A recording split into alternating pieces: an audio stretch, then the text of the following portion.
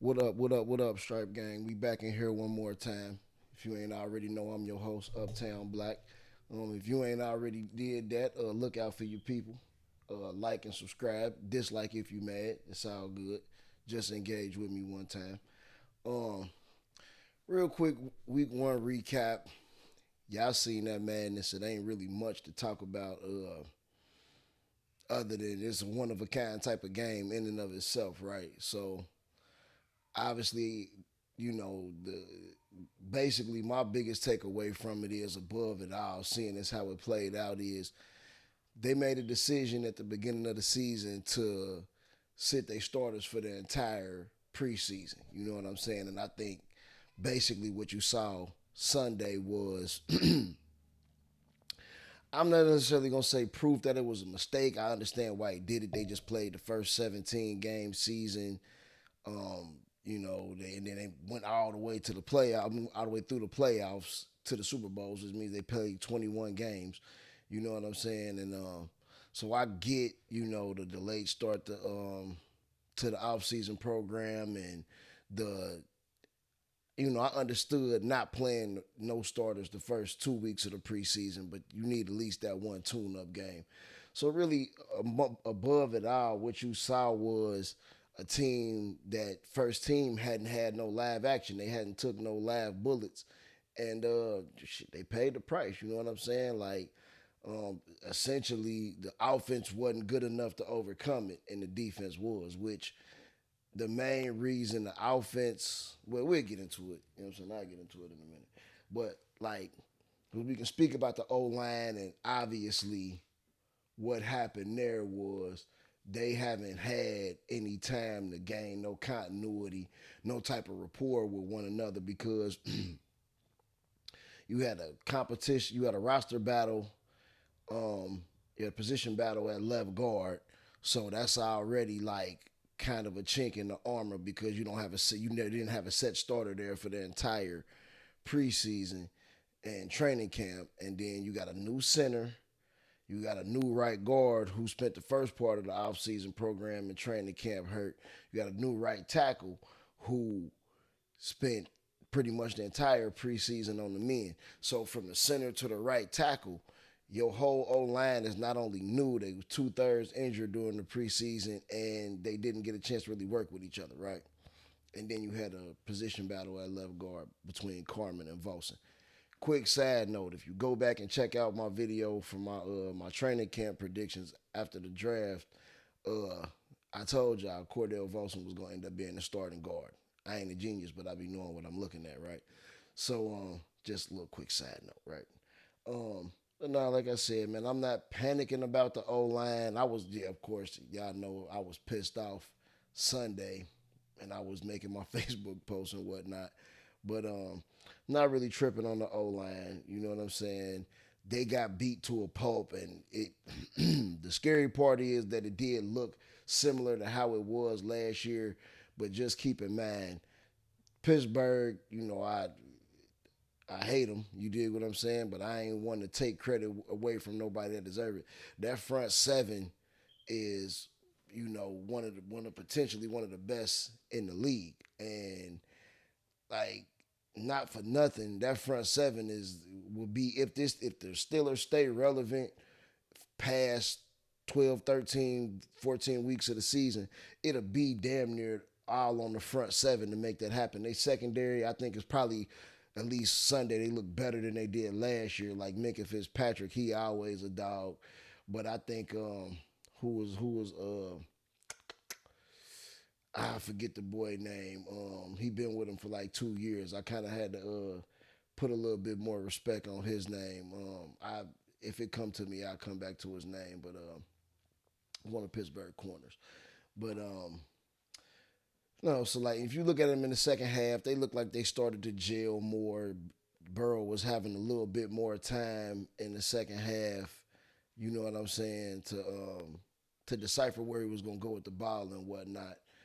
But he because even in the first half, some of it is just as bad as the old line looked. Sometimes you got to put the blame. You got to spread that blame out because Burrow, he just played bad. Period. He played bad. The first half was probably the worst half of football he's played maybe in his life. You know what I'm saying? After, junior high school.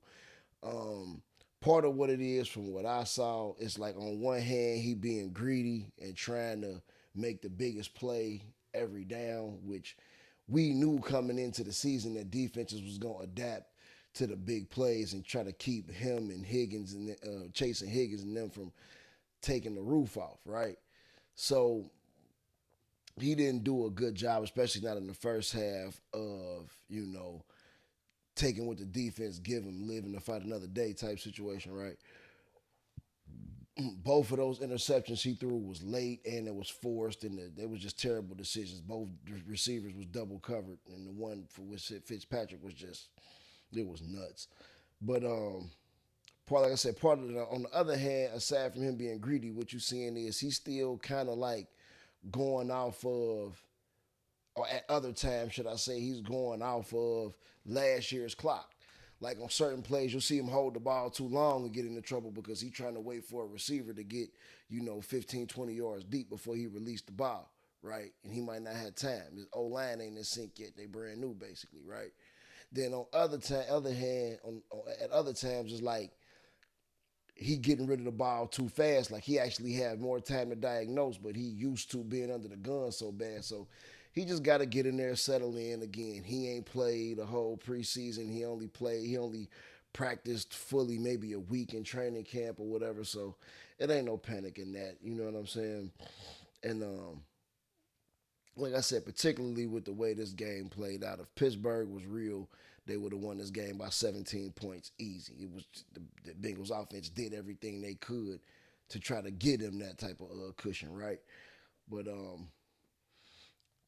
thankful for the defense, right? One more thing before I move on to the defense, gotta see more in the run game, man. And again, last week they faced Pittsburgh. That's, you know what I mean. That front seven is about as close to an immovable object as you gonna get in the league, right? So, no big letdown there. It's one of those games. It's just one of those matchups where you look better winning the game, having to spread it out. And also keep in mind they ain't have T Higgins the whole second half, and it still went how it went. You know what I'm saying? So, like I said, no panic, but they got to get in sync. That said, man, that defense, I said it before the season started. I might have said it as soon as last season ended, man. With the right adjustments, maybe one or two, maybe one more consistent pass rusher, and maybe another at least, rotational guy that makes an impact. That defense got a legitimate chance in my eyes to be top five. You know what I'm saying?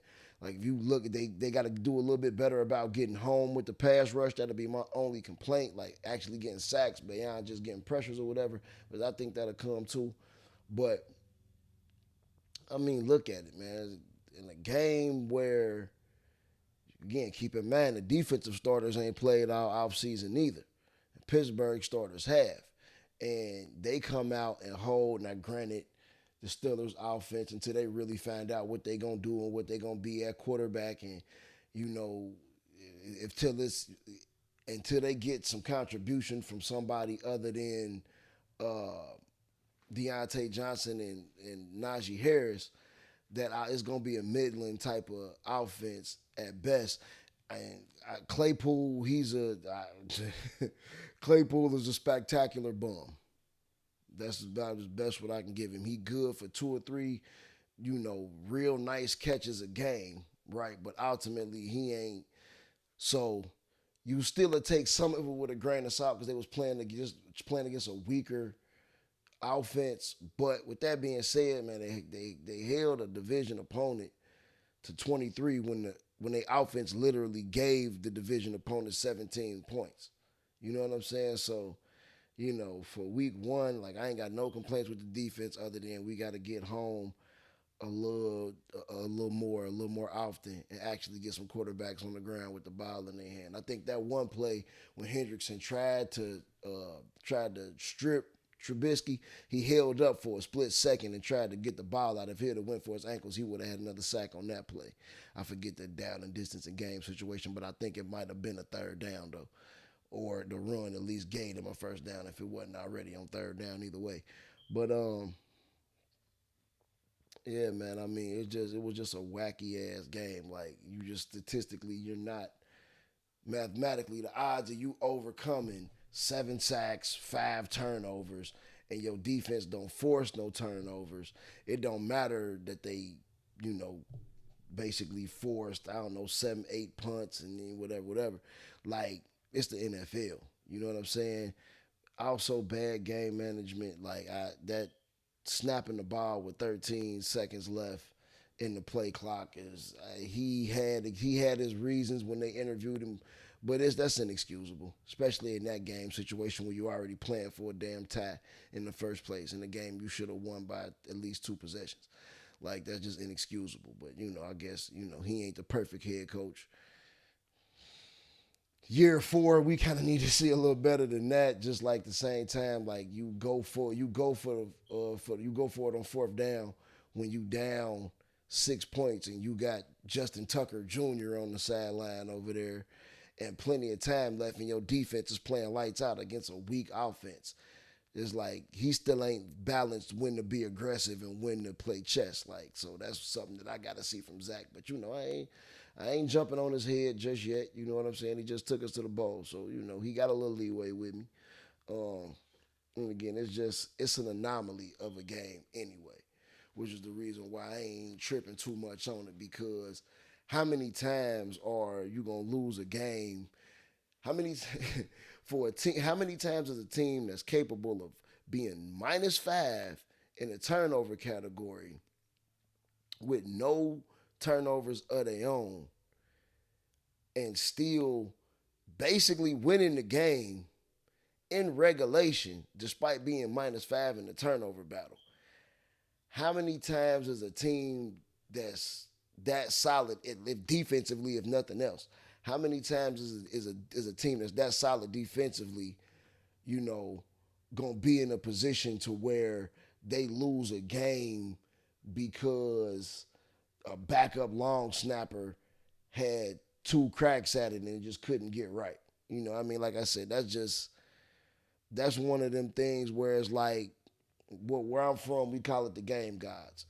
Y'all did so much nonsense to make this a game when it didn't have to be. Clearly, y'all was the better team. That just in the end, something wild or wacky was gonna happen because y'all didn't deserve to win the game. Like, you know what I'm saying? I talked to a couple of my Cincinnati-born Steelers fan people or whatever, like homies, relatives, whatever, which is y'all should be ashamed of yourself. But I think, yeah, okay, we deserve that loss. Not because y'all played good or that the Pittsburgh defense played good. I ain't gonna take nothing from them. But Pittsburgh offense is so boo-boo that regardless of what happened Sunday, they not gonna be from nowhere this year. They through.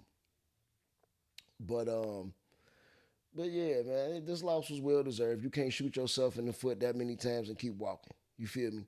So, like I said, we'll take that as this is one of the crazy games they gonna lose. And just like last year when they lost to Green Bay, should have came back and won that game, but 2 missed field goals, one that went over top of the upright.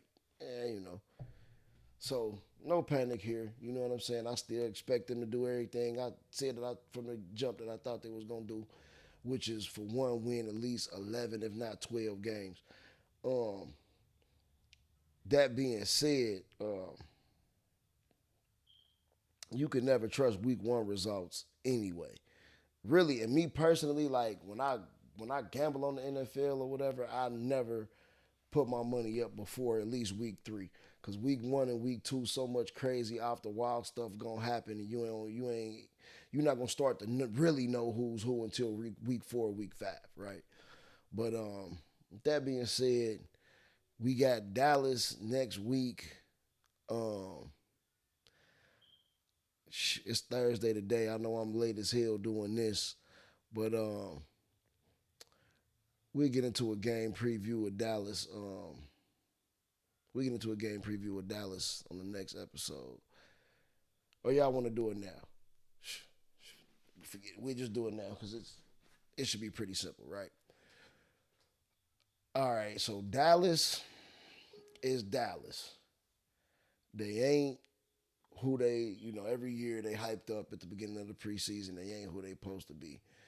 Me personally, I ain't had a lot. I probably said it on another episode in the past speaking about the Browns. I ain't really not terrified of Amari Cooper. Like he's a good receiver. He never lived up to what he was supposed to be coming out of Alabama in my book. So. But for Dallas, especially with Michael Gallup still hurt, uh, all they got is CD Lamb. You know what I'm saying? And then of course Dak is hurt again, which Dak didn't really look like nothing before he got hurt Sunday night anyway, right? So we got or Monday night, whatever it was. Bottom line is we got Dallas with a backup quarterback, maybe two backup O linemen, and only one of his starting receivers, right? Now, that being said, it's the NFL. Any given Sunday, the opposing team can hand you your ass. That's facts. And especially, you got to be careful with the fact, for one, knock on wood, whatever. Historically, the Bengals don't do great against backup quarterbacks. I'm gonna just say it. It's real, right? So they can't go into this game sleepwalking. You know what I'm saying? And add to the fact that Cooper Rush is actually like I think a 5-year backup with the same team. So it's not like some journeyman backup who he just got in town a couple months ago since it's week 2, and you got him rocking with like a portion of the playbook, half of the playbook. This dude been in the same system for 5 years. So, he knows, what's in the playbook. They got the whole playbook at their disposal now, again, with backup O linemen and no receivers and a backup quarterback who you expect that either can't make all the throws or can't make all the decisions, because if he could do both, he wouldn't be a backup, just to be fair, right? But it's not gonna be like playing a typical backup. You know what I'm saying? They got the ability to disguise things and whatnot, just because he's got enough familiarity. So it ain't nothing they can sleep on. But at the same time, given the fact that Dallas already wasn't looking like much and they can't stop the run, the Bengals should handle this game by at least a touchdown, right? And I think, to me, really, for me personally, anything less than a 10-point win, I take as a failure, because, like, keep in mind, they main dog in the run game on the O line is on our sideline this year. So he know the tendencies, the strengths and weaknesses again of the guys across the ball that we got to run the ball against, right?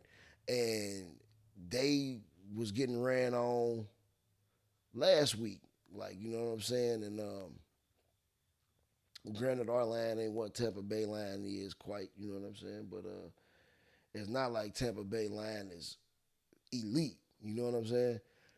Um, but especially with us getting Kappa in the offseason, because he was one of their better linemen. He probably might have been their second best lineman or whatever. But bottom line is, we should be at our O line. This should be the week that they should kind of like get some momentum and get something going and make teams put out some film to make teams have to respect this run game again. Because that's one thing we ain't seen since we had Joe Burrow. We ain't had the benefit of play action. But I think if they handle their business like they should this week coming up, this could be the beginning of that starting to change. They should get some push against that O line. Against that D line of Dallas. And if they can do that, especially if Higgins come back, they can remain balanced against Dallas and don't got to go into passing the ball all the time and throwing it at Diggs consistently. You know what I'm saying? Which is a boom or bust proposition. Like I said, I think they should handle this win by at least 10 points. I don't. With Dallas's deficiencies, from what I was looking at last week, I don't know if Dallas offense at full strength can put up more than 17, 20 points on the Bengals defense this year. But limited, like I said, and we don't take nothing as a walk in the park, but if they go in with the right mentality that we still got to slay this dragon, it should end up looking like a walk in the park at the end of the day. You know what I'm saying? Um, what else? Again, with Diggs, I think they should probably try to put some double moves on him here and there. A lot of teams try that. You know what I'm saying? Keep it safe, throw the ball downfield. But I feel like he gonna give Chase at least one big play. And if it ain't Chase, if Higgins come back, it's gonna be Higgins or whatever, right? But you can scheme toward big plays for against uh, Diggs. Like they don't talk about it. Like he had all them picks last year, and salute to him. But he also was like the older Bengals fans. Y'all will remember like Delta O'Neal and Tory James, right? It was either a pick or a bomb, no in between. Either they was picking it off, deflecting it, or it was going for 28 yards and a first down, sometimes a touchdown, right? So I think like Diggs is probably the higher end of that comparison or whatever. You know what I mean? But yeah, ultimately I feel like that the Dallas game they got like a 2 week tune up, right? To get the bad taste of that, what happened against Pittsburgh out their mouth. They come out, handle their business against Dallas, and they ought to run the Jets out the stadium. You know what I'm saying? If they do that like they supposed to, like, this, I think regardless of what happens, this game will be just a bump in the road. Like I said, just something that's going to happen from time to time where you just have a wacky game. Because, again, keep in mind, as bad as they played in the first half, as terrible as Joe Burrow was in the first half, minus a injured long snapper, Chase caught the game. They caught the game winning touchdown. It would have been 2 seconds on the clock when they squib kicked it. So, like I said, I'm not really beat about last week, but I do need to see them go out there and get a decisive win against the Cowboys. Um, get in the comments, man. Let me know what y'all think they're gonna do. Is it gonna be a dominant performance? Are they gonna squeak it out, or are y'all worried about them going out here and beating themselves again against a weak Dallas team? Like, let me know. Get with me in the comments. Again, like, subscribe, Stripe Gang Podcast. Dislike if you mad. Who they anyway? Stripe